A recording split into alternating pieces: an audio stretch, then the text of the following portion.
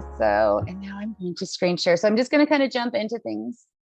And let's see, share screen. Which one do I want to share? There we go. Okay. And slideshow. Do what I want you to do. Okay, there we go. So I'm just going to pin myself, pin, close. All right, now I can float up into the corner of the screen again. All right, so this week is exciting. I've been waiting for this. It is week 8, spirit readings using the Breadcrumb Trail. So for all of you who've been waiting for the medium stuff to really kick in, today's the day. So, all right, the Breadcrumb Trail. This is something I've developed over the many, many moons of which I have been doing this. And it actually, I developed it over the years that I've actually been teaching people, because it was easier to teach people with this method than it was to just kind of jump in and try to explain things to people. So this should help you between this and the next slide, which is the energy link. This will really help you guys kind of get a jump start on using your medium abilities. And I'm still a little crackly, so I apologize. We'll just ignore that. All right. So the Breadcrumb Trail method is a technique that I have developed over many years in which I have been working with people. It helps to walk you through your energetic connection with both your client and their spirits or guides that are trying to relay the messages to you. This really, really helps you to build this out. And anybody that's worked with me before, I probably taught this to you, or if you've worked with me in the last few years. So helpful hint, do not eat a whole lot before you do any of these any of this kind of work. It will take the energy and distract it.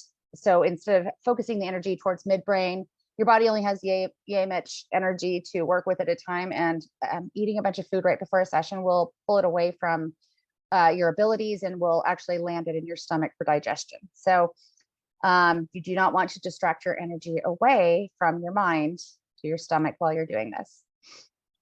Okay, so part of the Breadcrumb Trail method involves the tree of energy links. I did a really pretty picture for this. Very proud of it. Thank you, Canva. Tree of energy links. I'm going to float myself up just a little bit more. There we go. First, let's cover how the tree of energy links work. Maybe. There we go. For those of you who don't know, everyone both here and on the other side are all connected energetically. We're all just energy beings. Even our meat suit, our little vehicle, is just a whole bunch of condensed energy formed into our bodies. Okay. So what we're all able to do is connect with each other, which is what helps us to do our readings. Distance, space and time are all points of perception. We'll get into that in future classes, but I just wanted to let you know, because that is a perception, it is something that we need to kind of try to bypass when we're doing this. It's a concept we need to get past. They are there to give our world a sense of physical structure. So we need time, we need distance to give us a physical association for things, but we do not need it when we're doing readings. Yay. What most don't realize is that we all live in the same energy. We all share it. So we're all surrounded by this energy, thus it connects us all. Okay, that energy is what helps us intuitively and psychically pick up on what is going on with others. So these links are very important for us when we're working on this. It also helps us build our energetic links when we are reading. So this is what this whole class is going to be focused on, is building links in one direction or another. So for our learning purposes, I will use a tree as an example of how we can use the energy links to help us when we are reading for people, the tree of energy links. So sorry. When we are working with people, a lot of times you will be asked things like, what is going on with my son? Can you see how my mother's health is doing? Can you reach out and see what's going on with my husband's work? These are all kind of examples of what people will ask you, that and many, many more questions, which is why we want to make sure we have our links, okay? First step is to connect with your client's energy. This is done by building your connection with them while first interacting and conversing. when somebody comes in and you're going to work with them, either they come into your office space, or if you have a booth, you know, if you have a booth and they sit down at your booth, this is when you start kind of chit-chatting just a little bit with them so that you can kind of, you know, make everybody comfortable and start gaining some trust and, you know, building that energetic bond and connection with them. Depending on your unique abilities, and this is, you know, everybody does this a little bit different. So I want you to take that in consideration while we're going through class today. And I will be going through class even faster than normal because I have so much to share today. So just bear with me if we go over just a little bit. Depending on your unique abilities, an energetic connection may be easier to reach by touching someone or something that belongs to the person, or even touching their hand. We kind of discussed this in a previous class for those of you that asked about this. If your client is comfortable with that, remember, you must always, always, always ask permission to reach out and touch someone, or if somebody has something to share with you, like, you know, maybe it's a piece of jewelry, maybe it's a picture or something along those lines that you can touch. With photos, I always ask people to put them face down so that they don't actually interfere with my natural connection. You want to have something interfere with your natural connection as little as possible when you're doing readings for people, because you want to be able to trust what their people, their guides, their spirits, their loved ones are sharing with you. Okay. So while building this connection, you may find it easier to distract yourself by doing something mundane, like we've talked about before, like, you know, rolling the little crystal ball in your hands, fidgeting with something. I have these little things too, these little river rocks that I like to pick up for my clients. Sometimes it's good to fidget with something like that, just something that keeps your hands busy and keeps you distracted, you know, kind of on a mundane level. There is a gentleman that I want to be cautious whether or not to say his name, but anybody that's into mediums will know who I'm talking about. He's very well known for scribbling on paper while he does sessions with people. So his scribbles, do they make sense? Not a lot, but they work for him. And so, but it's something mundane that he's doing while he's working with a client, so he can kind of distract his physical body doing something mundane which helps him kind of center and focus. Okay. And always remember, and I know some of these things I sound like a broken record on again, but remember that relaxation for your body and mind are the true keys to expanding your connection. You really want to stay relaxed. That's why world's fastest meditation and clearing your space. This all helps you kind of center, focus, clear, relax. So then you can begin reading for your client so that you can both feel confident in your connection. And, you know, these are baby steps. You know, these are little things that, you know, will help you as you go through the process. Next couple classes, obviously, will expand that more. So until you are more fluent in reading, please make sure that you state that you are practicing first, okay? Like we discussed in lesson 7. Like when you're learning to read tarot cards or learning to read any, you know, with any tools that you decide to use, divination tools, things along those lines, you always want to tell somebody, hey, this is practice, and you want to keep your reading short. So we will discuss how to do a full reading from start to finish in lesson 10. But for now, keep these little tidbits in your notes so that you don't forget them, because there's a reason I am repetitive sometimes. Try to nail that in. As you continue to build on your energetic connection to your client or sitter, you will have more and more information downloading, and you'll receive more messages. You want to, sometimes when we're first reading for people, we get very excited when we get a message.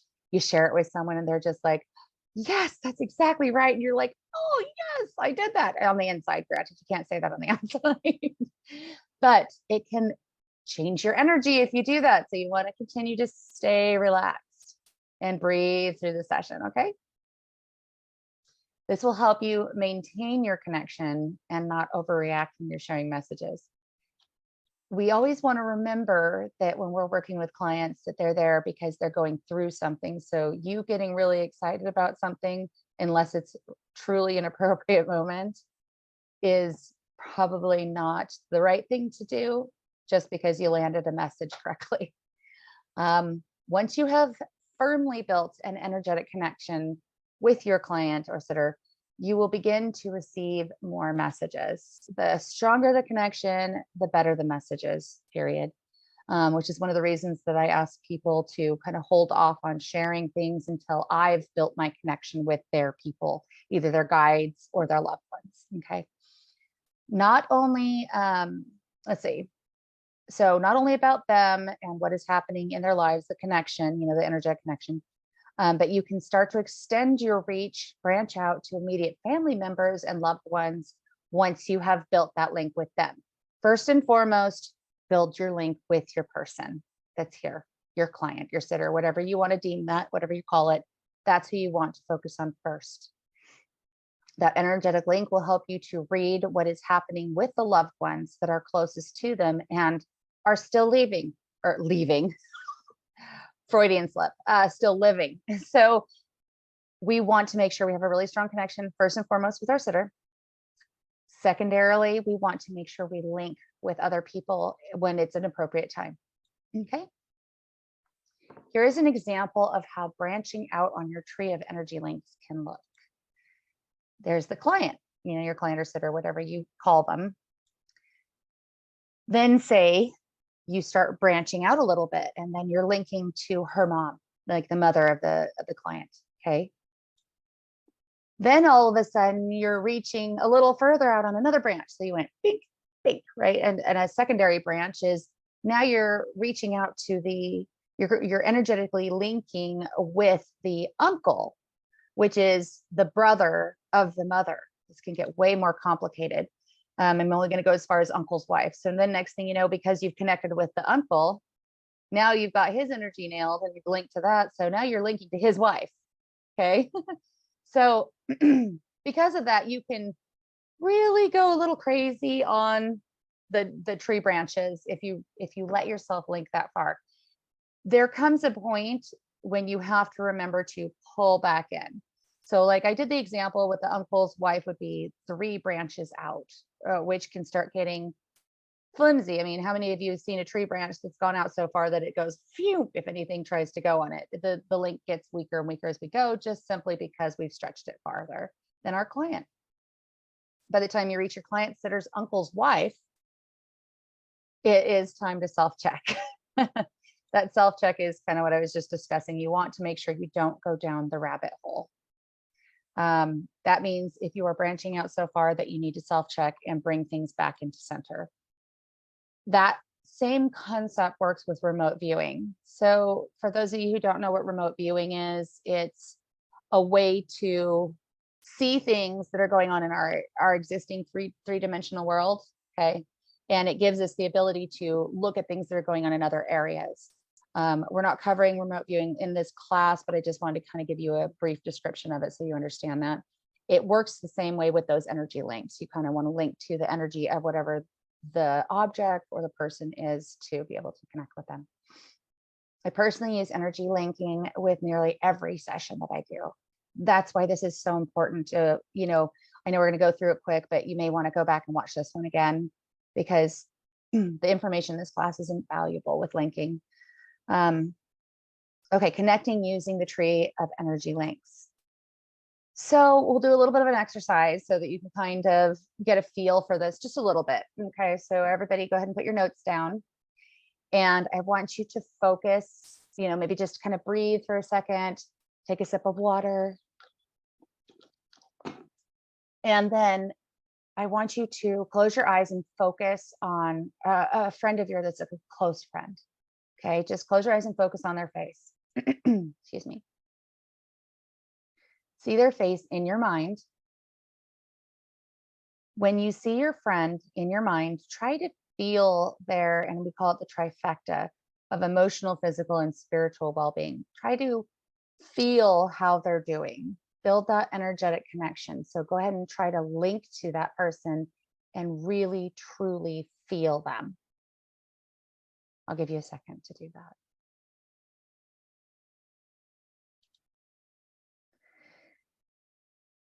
Now, if you've made that connection, go ahead and see if you can use your energetic link to picture one of their loved ones, maybe their spouse or their parent or their child, even an animal. That's a loved one.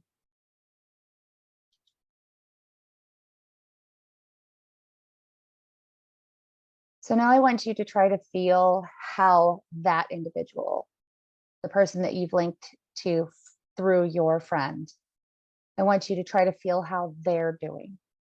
Really try to feel that whole, remember our whole body is an antenna. So try to really zoom in and feel it through those links. Again, I know it feels like we're using our imagination, but remember, imagination and psychic abilities rub right next to each other. They're snuggly friends.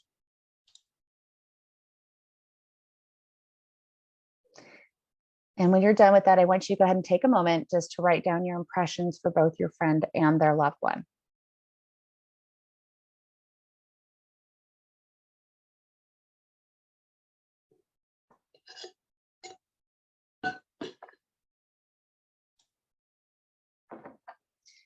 So this is something that you can gently ask your close friend about at some point to see if there are valid messages that you were energetically able to connect to. This will give you kind of a sense of, more confidence, more self-faith is how I kind of describe it.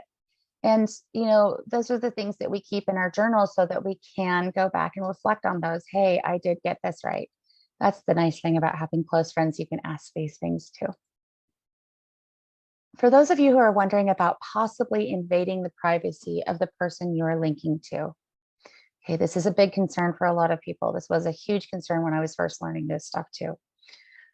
Just know that you wouldn't be able to see their information if you weren't allowed to or supposed to be able to see them. A lot of times we're allowed to see people because we're supposed to connect with them so that we can help them. However, as a rule, obviously, it's always good to be able to ask permission. We don't want to just randomly start rating people. There's an ethical thing with that. But however, I have learned over time and just a lot of experience doing this, that you would not be able to see that person's information if it wasn't supposed to either help you or help the person that you're working with to help that other person. Okay. When you work in the light, then, and your goal is to heal, your intention is to heal, help people and heal people. That is when we get the messages that we do receive for our clients or sitters. Okay. Empathic, intuitive, and psychic messages don't always have rules or boundaries. Sometimes you'll receive messages and or empathic, intuitive impressions from people that you care about, whether you choose to or not. Once you open those doors, those psychic doors, it's pretty much impossible to close them. So sometimes you will pick up on other people's things. This exercise may make you feel again like you're using your imagination. However, remember that your imagination and psychic abilities, like I said, snuggle up and work together on these tasks. Now that you know and hopefully understand how the tree of energy links works, we can move on to the breadcrumb trail. Yay. I get very excited about these things. The breadcrumb trail, this method teaches you step by step how to decipher your clients' spirits or guides from the other side. There are several steps to the breadcrumb trail, so let's get started. One breadcrumb or link leads to the next. For this example of the breadcrumb trail, we will use connecting to a spirit as the topic. Okay, so step one, evaluate the energy. So I want everybody to just kind of maybe try to work with this while we're going through it, or you can go back and do this later after you see all the steps that we do, but, evaluate the energy. So if you feel that there's an energy in the room, I want you to at least try to evaluate that energy, see if you can locate it. And then evaluate the energy of the client or sitter to help you connect to a spirit that is around them. This is if you have somebody in front of you, okay? Step two, projecting the image from the energy of the spirit. So once we've connected with an energy form, like we know that there's something, we feel that there's something standing in the room, say by our bookshelf, okay? So once you've connected with that, then you want to move into projecting it. So maybe you just see kind of an energy blob standing there. Okay. Kind of like with our little experiment with Mickey Mouse, you know, how you projected. So this is the same thing. Maybe just project that as an energy form there. So once you've connected to the energy of the spirit around you or around your client, then begin to project the image or energy of the spirit as if it was standing in the room. Example, remember when you use Mickey Mouse on the tool, I'm jumping ahead of myself. That's scary. This is why we did that exercise, so that you can now project the energy of a spirit into the room. Step 3, gender.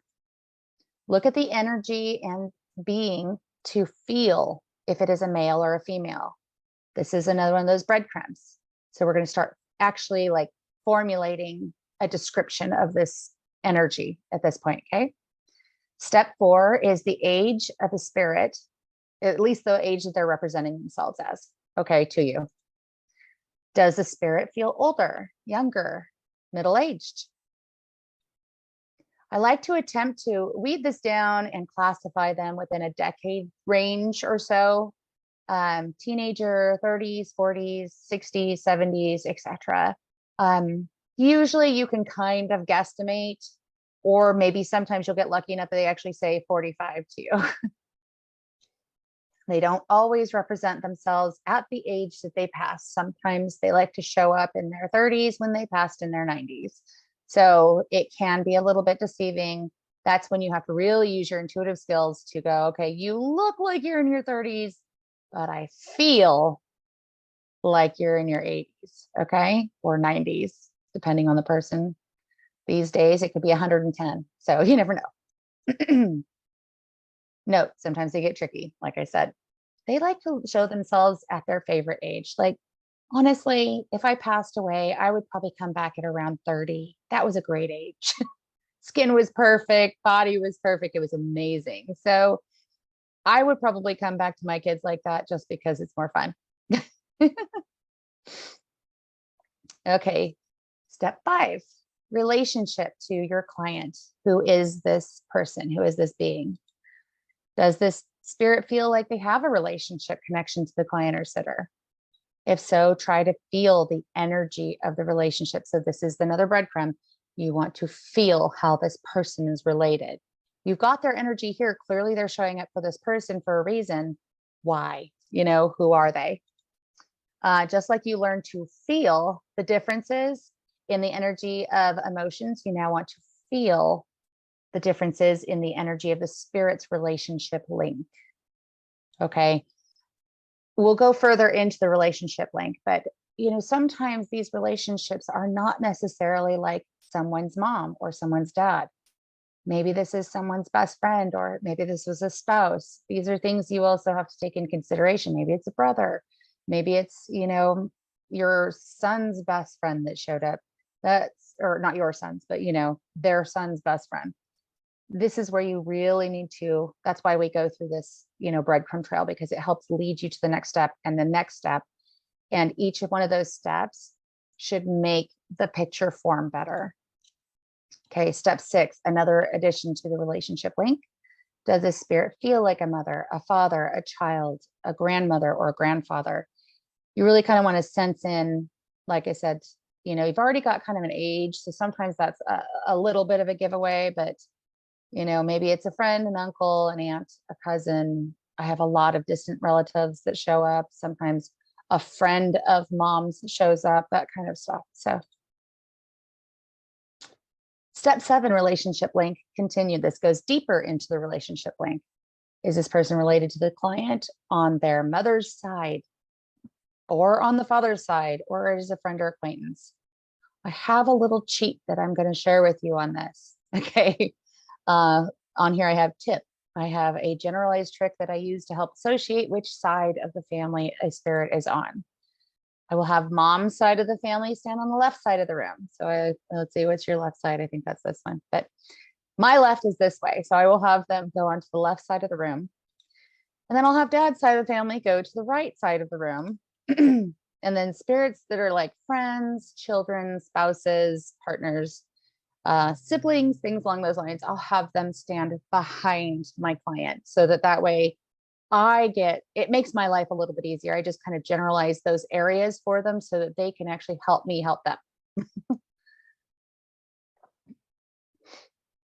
Now that you have established who the spirit is, now we want to use the breadcrumb trail method to build upon their description. Describing the spirit, step 8. For this example, we will build out an image of a grandfather. Is he taller, shorter, or average height? So we want to go for height, is he lighter, darker? What color of the rainbow is he? What color is his hair? Does he even have hair? Is it thinning, bald? Maybe he's got a comb over like Trump. Sorry, I had to throw that in. Does he wear glasses? Can you see his clothing? A lot of times, the more we build out our breadcrumb trail, the next step, the next step, the next step, the next breadcrumb, the next link, the easier it is to start really seeing who's standing by us. This method will come in very handy, especially because very rarely do I have a client that has just one person show up in the room. I have literally had my walls disappear and had dozens of people at a time in my space. So it really helps with learning. The faster you get with the breadcrumb trail, the easier it becomes to describe them. And you'll kind of go on autopilot with this. It's just practice. You know how that works. So describing the spirit continued. Try to focus on any details about the spirit that you can possibly see. The more details that you have, the better the chance your client will know who it is that you are talking to. Okay?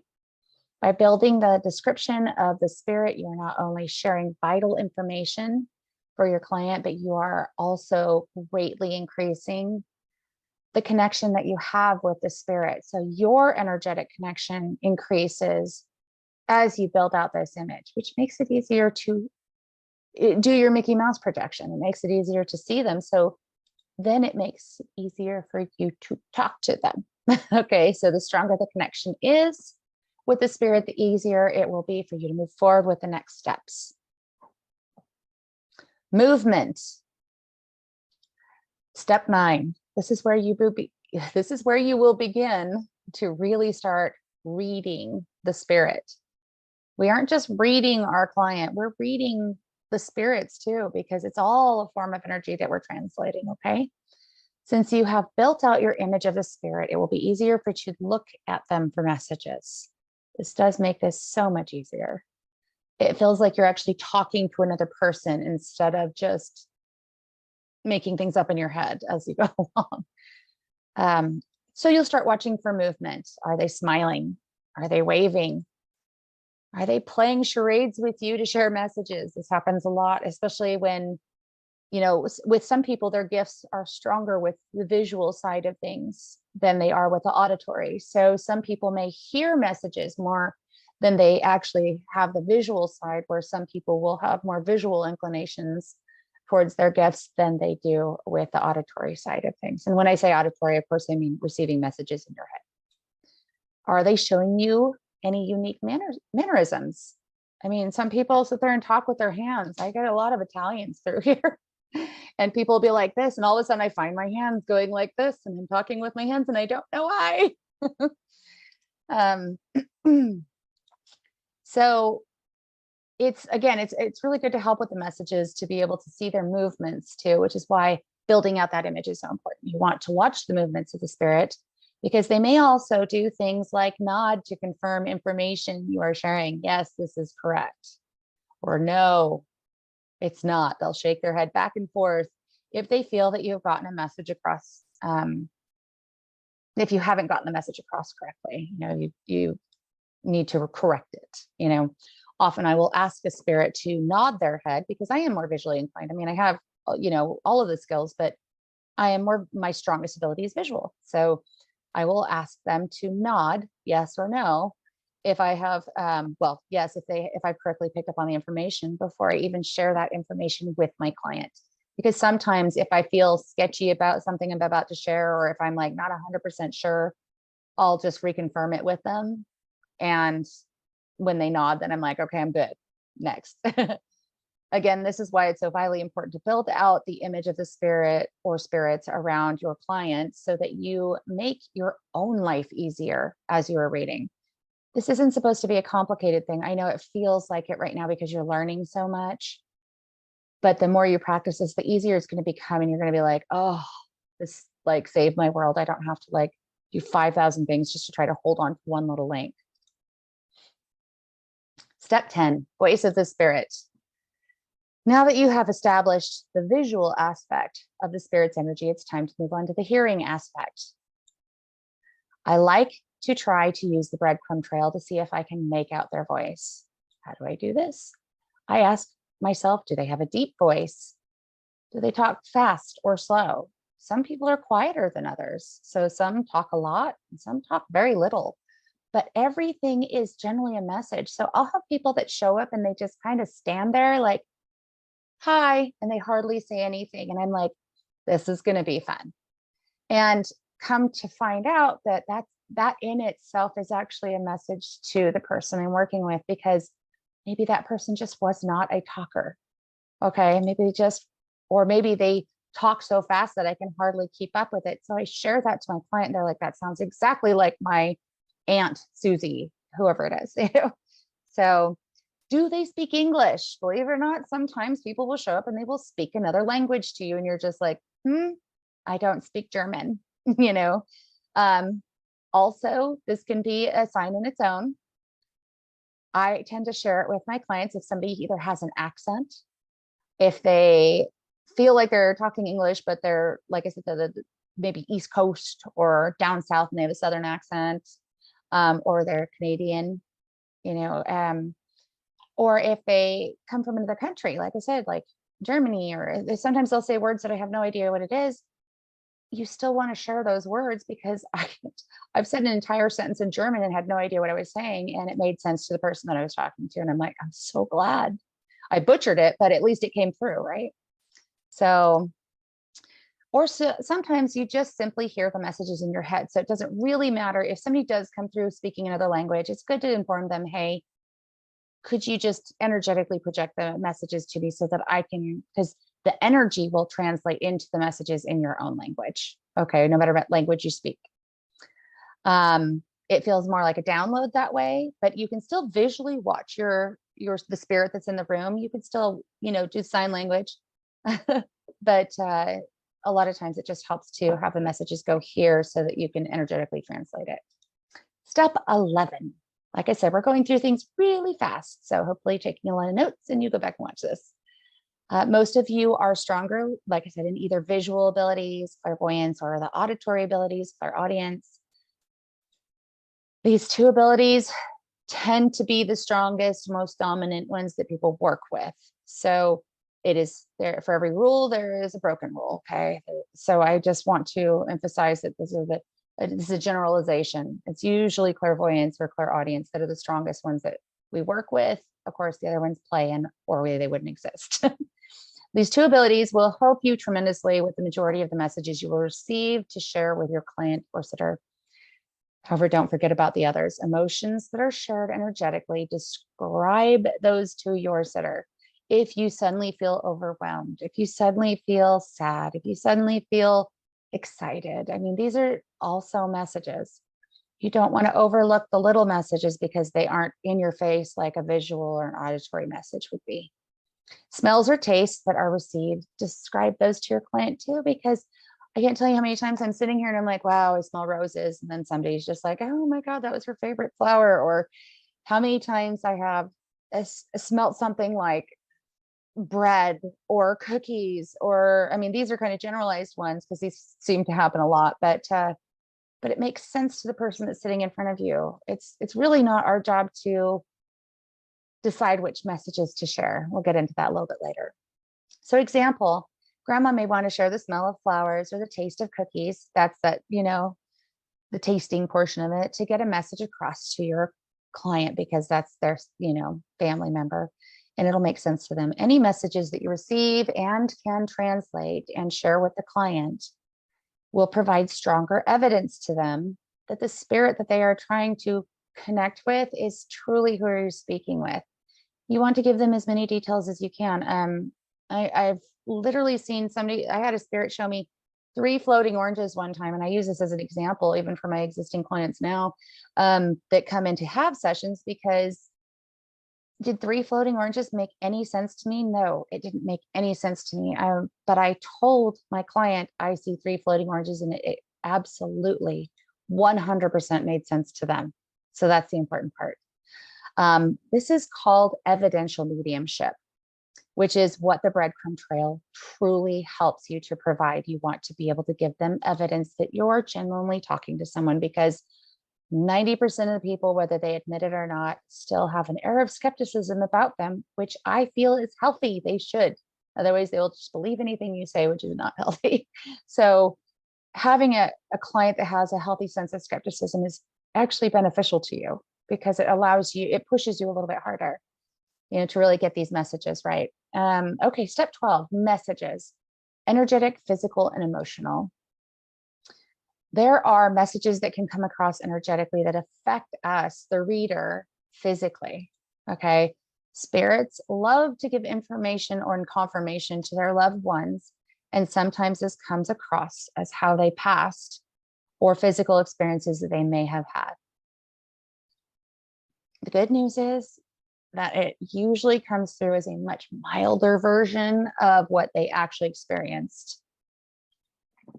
But these are extremely valid messages that you may be receiving. Like I have this gal showing kind of like on her chest. Sometimes I'll feel like I can't breathe, and come to find out somebody died from COVID, or, all of a sudden I feel like I have an elephant sitting on my chest. And the next thing you know is because their grandpa died from a heart attack. You'll learn to interpret these as you start to learn to interpret these messages. Everybody has a different way of translating, because we have all had different life experiences. So one thing that translates as an elephant on my chest for me might be you getting a visual of a heart that's squeezing or something along those lines. So everybody's got different ways that they translate messages. You have to kind of learn this as you go along, which is why we need the practice, which is why I don't want people writing out and doing a whole bunch of readings right away, unless they're itty bitty baby ones and you tell people you're practicing. Okay. Step 12. So we're going to continue on to that. Maybe your knee starts hurting. So on the physical side of messages, you have a sharp pain in your head, or you feel like you can't breathe normally. Your chest starts hurting or feeling tight, or you begin to feel queasy or sick. These are just a few of the most common physically transmitted messages that I have received from spirits that have come through. So we're going to continue on with the messages descriptions, because there's a lot of them. See if you can figure out how a spirit has passed based on other less common physically transmitted messages. So I want you to write these down, because this is just a little test, and you'll have to self-grade, obviously. Okay, number 1, a crushing feeling, then lights out. Okay, so go ahead and write down number 1 and see what your first instinct is on that. Number 2, very confused.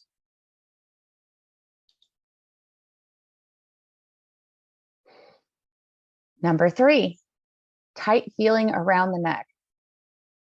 Some of these are easier than others. Number 4, sharp pains in random places on the body. Okay, so I'm going to go ahead and stop there. So go ahead and finish writing down your answers really quick, and then I'll kind of review them. So as a reminder, people die in millions of different ways, countless ways. So one thing may make sense to you, and sometimes there may be something that comes through that you just don't know what it is. Still share the feelings, still share the impressions, so that you're still giving your client the information, even if it doesn't make sense to you. Remember, messages aren't meant to always make sense to us. A lot of times they're just meant for your client. Okay. So number 1, crushing feeling, then lights out. That is a car accident. Okay. At least that's what this example is for. Number 2, very confused. I have had many people come through very confused. This can be one of 2 things. It can either be heavy doses of medication in their system, like morphine, and they are just Lulu before they go, or somebody has passed from either dementia or Alzheimer's. Okay. Number 3, tight feeling around the neck. This is the easy one. This is somebody that has been strangled. They don't all pass of natural causes. Most of them don't. Most of it's illness or, onset of something. However, sometimes you will deal with people that have lost loved ones to horrendous situations like murder. Okay. Sharp pains in random places on the body. This was another example of like how a murder system or a murder victim can come through. I've had that where it's like stab, stab, stab, stab, stab, stab, and you don't understand why you're getting sharp pains in random places all over your body. If you don't understand something, share it with your client anyways. It's for them to make up their description of, or not the description, make up their, answer to what you're sharing. Always better to share. So keep an open mind when you're feeling physically transmitted messages, and don't always jump to conclusions. And so that's another thing I want to emphasize on this is, jumping to conclusions on how somebody passed. Again, it's like you're assuming something. So what is assuming? It makes an ass out of you and me. So try to explain to somebody, this is what I think might have happened, but that's my interpretation, not what they're sharing. It's a good kind of like a gimme for situations like that. Okay. So going on with this, listen to the spirit and try to get confirmation from them to see if you're on the right track. You can always, again, ask the spirit, nod or give me yes or no if I'm on the right track. If you're questioning the messages that you're receiving. Tip. When you are feeling how someone died, like pain in your chest, this is just the example. This is not something you want to hold on to energetically. Remember that water helps to clear that stuff out quickly. So that's another reason that I keep water handy for everything, is because if you're dealing with somebody that's lost 10 people and they're all trying to come through, and you're taking on that, even though it's a milder version, if you're taking on the feeling of one person had a heart attack, another person had a brain aneurysm, another person died in a car accident, another person had cancer, you're going to be a train wreck by the end of one reading. That's why you use the water, clearing and water. Sometimes I have to take a second and say, oh, I got to clear really quick because I can't go forward until I've cleared this out. So sometimes being straightforward with your client is the best way to go. We're going to do another exercise. Okay. For this exercise, we will connect with and create this projection of a spirit. We're going to kind of go back through the breadcrumb trail real quick. Okay. Remember, safety first. Before you do any kind of work, spiritually speaking, you always want to do world's fastest meditation, clear your space, white light. And then, as a bonus, it's good to kind of, help connect your midbrain by just doing that left and right eye movement exercise that we've done before. So now I want you to focus on an energy in your space, anywhere you feel that there's an energy. Okay. Project that energy of a spirit out of your head into the room or space that you are in. And remember the Mickey Mouse exercise. You can stare at a wall, and sometimes maybe that'll help you to kind of project that. So what gender is the spirit? What is the age of the spirit? I'm going to go through these quick so that you have less time to think. Is the spirit related to the client or sitter that's currently with you? And how is that spirit related? And when I say client or sitter, I mean you at the moment. Who is a spirit in relation to the person that you would be normally sitting with, but who is the spirit in relation to with you? Okay. If it's not related through a bloodline, then what is the link between the client or sitter and you and this, being you and the spirit? What's your link with the spirit? Okay. What are the visible, physical, descriptive attributes of the spirit? That's actually a tongue twister. Is the spirit moving? Is it smiling? Showing you any messages through relatable movements like waving or smiling, hugging motions, things along those lines that you could kind of relate to. Can you hear anything that the spirit is saying? What do they sound like? What messages are coming across from this spirit? Usually you'll have at least one dominant message that comes through fairly quickly. So all of these are questions that are breadcrumbs that help you to build out your energetic link to the spirit. Okay, so go ahead and take just a second and write down everything that you got on that, just so that you can reflect back on it later and see if it links to you, or maybe you're picking up on a spirit from somebody else and you didn't know it. Okay, so go ahead and write those things down really quick.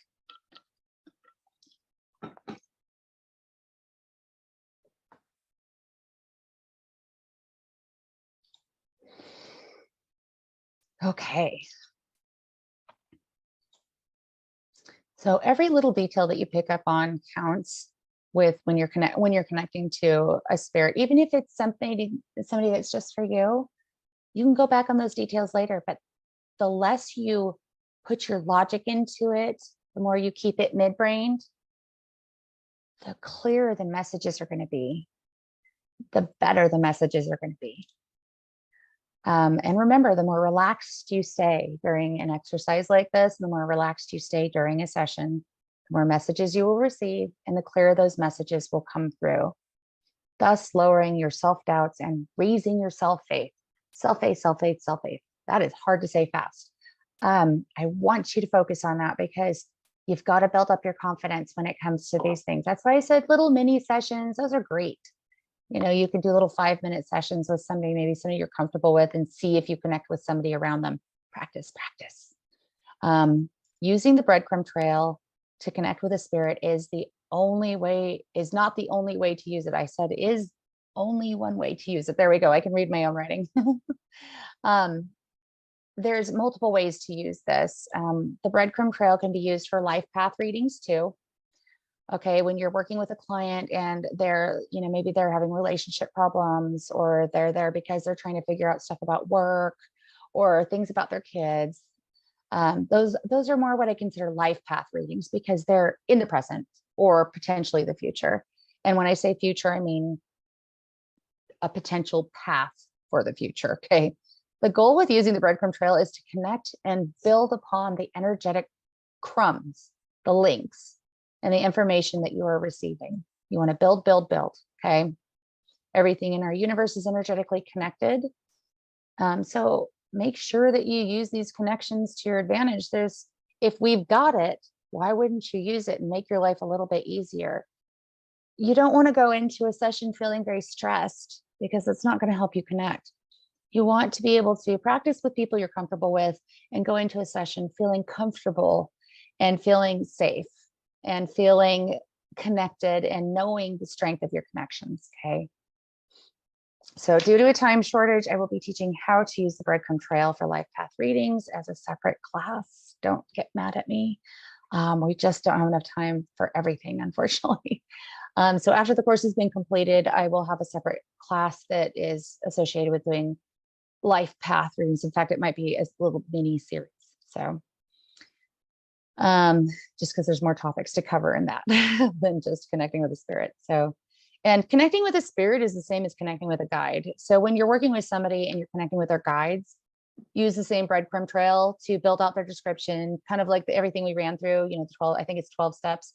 Go ahead and run through the 12 steps. And that way I'll help you build out and connect with their guides easier too. And you can talk to them easier that way, because they feel like people. Well, they are, but just skinnier ones. Remember, sometimes a client won't say a word during a session. Your job is to relay messages. Some clients will not say a peep. If they aren't asking the questions, then ask their guides for the information. So we don't want to have our clients asking us questions off the get-go anyways. And a lot of times they won't even need to, because their loved ones or their guides will jump in and they will start answering questions just by telling you the information that this person's looking for before they even say a word. Realistically, a person sitting in front of you should never have to say a word. And when I say sitting in front of you, it means phone, virtual, live sessions, all of the above. Okay. You should be able to get through a session without them saying anything, and then talk to them at the end. That's the best way to practice. Okay. So ask the question and then relay the messages when you're working with their guides. Okay. collect a breadcrumb and build upon it by adding more breadcrumbs. So the breadcrumb trail works in mysterious ways. Breadcrumbs can work in the collection of information for messages too. So as you get one little tidbit, which is like one little crumb of a message, then the next thing they show you. So they may show you a series of breadcrumbs. So which is like a way that a message may flow into the next step and into the next step. Okay. So you're essentially just following the energy. Okay. The further you go on the breadcrumb trail, the more detailed the information will become and the easier your session will be. My goal here is not to complicate things for you. My goal is to make your life easier and to make you more comfortable with being able to go, oh, well, that's just one aspect of this. Let's see if I can go a little further. Okay. Homework. So I did list out the 12 steps of the breadcrumb trail for you. So you can, take a shot of it with your cell phone or, screenshot it, print it, however you want to do it, put it on something else. I want you to practice connecting using the tree of energy links, and then practice using the steps in the breadcrumb trail to expand your ability to connect with spirits. So the main goal in this portion of it is to expand your connection with spirit, because you can expand your connection with spirit and expand your connection with it, connecting with people's guides at the exact same time by using this process. Don't forget, check out, apparently I said on here that I'm going to attach this lesson for the breadcrumb trail for life path sessions, which unfortunately isn't actually going to happen because I decided to put it into a class. Somebody needs to edit their own information. My bad. Okay, remember, less stress plus more practice equals a happy medium. And I apologize for that typo right there. I'll throw you all discounts for it. However, the life path sessions, there was just so much I was trying to put into this little PDF that I was like, it's impossible. I need to be able to teach this to people. Okay. All right. Week 8 finale. Yay. Next week is ghosts, spirits, and entities. We're going to go into all the different kinds and different types of ghosts and spirits and entities that you may encounter, or may more commonly encounter, I should say. So we're going to cover the big guys first, and we can go into more later on. But and you can always ask me if you've encountered something different. I am yet to encounter a unicorn, so I did not put that into class. Mythical beings is not in there. So, but also we're going to cover how to handle situations when you do encounter different types of entities. So it's not just the kind of entities that you could run into, but actually how to handle that too. All right. So I am going to close out of this and we will go back to questions. Possibly, if I can remember how to do it. There we go. Okay. All right. We have a couple questions. We have a couple minutes for questions. Does anybody have a question about the tree of energy links or the breadcrumb trail? Nobody. Okay. Do I see any hands? So, well, then what I would suggest is for everybody to, like I said, practice. For those of you that aren't as visually inclined, this is really good information to practice with. Yes, Vanessa. What if you have somebody there and they're trying to tell you something, but just nothing is coming through? Is there a way to try to help work through that? Because Live or dead? dead. Okay. I just had to differentiate. like you could tell they're really trying hard and that they're frustrated because they can't get you to understand or can't make a strong enough connection, I guess, to have them get their message to you so you can pass it on. So part of that will be the practice on your end to be able to really form your links and form your connections. So that's why I taught today's class was for the energy links and for the breadcrumb trail, to be able to help you build out your ability to link with them more strongly. The other portion, I guess, to answer that is if you really run into a wall, take a deep breath, clear yourself, and then tell them, okay, let me ask you this in a different way. So sometimes somebody will share information with me and I'm like, that doesn't totally make sense to me, or it's a little confusing. Can you reword it differently? So, or can you maybe play some sign language or show me a picture of what you're talking about? Ask for the information to be shown to you in a different format that might help you. And think about the strengths that you have. Like I was telling you guys, I tend to be more visually inclined. So, if I have a question or something doesn't seem like it's translating properly when I'm hearing it, then I will ask them to show me pictures because that's my strength. So work with your strengths. There's no shame in working with your strengths. We're always taught to emphasize working on our weaknesses when really, why wouldn't you work with your strength and then grow those as you go? Grow as you go. Okay. Any other questions? I love that Vanessa knows how to use the little hand. Teresa? Not a question, just a comment. The breadcrumb trail really helps me because I'm very visual, and if I see something, I get so excited. Yeah. And then I'm like, "Rrrr," and can't keep my focus. So I think that's really helpful to me. I just wanted to say I like how you put that all out chronologically. So thank you. Yeah, no problem. I'm glad it's helping. It's very easy to get excited when you're doing readings and you get something right. Like I was talking about earlier, it's like, yes, there's a little part of you on the inside that gets very excited, and that's okay. That's helps build that self-faith.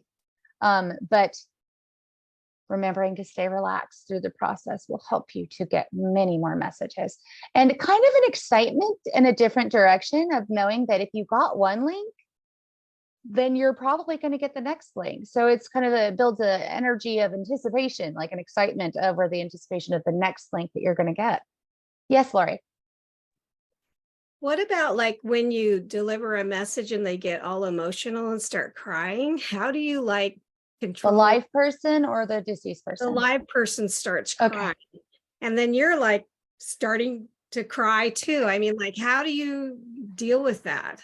You have to take a deep breath because you're not supposed to get emotionally connected to the person that you're working with.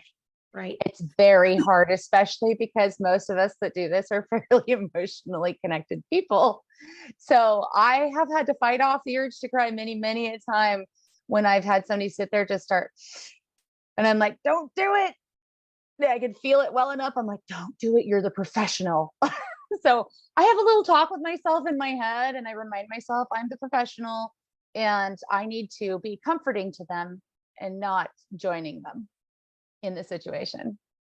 So that's actually, I had to practice that for some time. So it is natural because you are connected to their energy. So if they're going to start crying, you may even start feeling it before they do, ironically. So again, just know that it kind of give yourself a little pat on the back, say, I'm confirming that I am connecting with them still, and maintain your space. Okay. Any other questions? Okay. I don't see anybody else. Let's see if I'm seeing anybody else raising their hand. Nope. All right. So, all right, this will conclude today's class then. And hopefully you guys got a lot of notes out of this, and we'll practice because next week will be a little bit easier class, but week 10, whoo, it's a whopper. So, and don't forget week 10, we will have more Q&A at the end of that. So write down any questions you have while you're practicing. If something comes up, or if you have a, idea, even from a past class, it's okay. Because this is class, last time we did this was class 5. So anything past that, and even ones before that, you can still ask questions in regards to that. Okay. Okay. Thank you. Bye.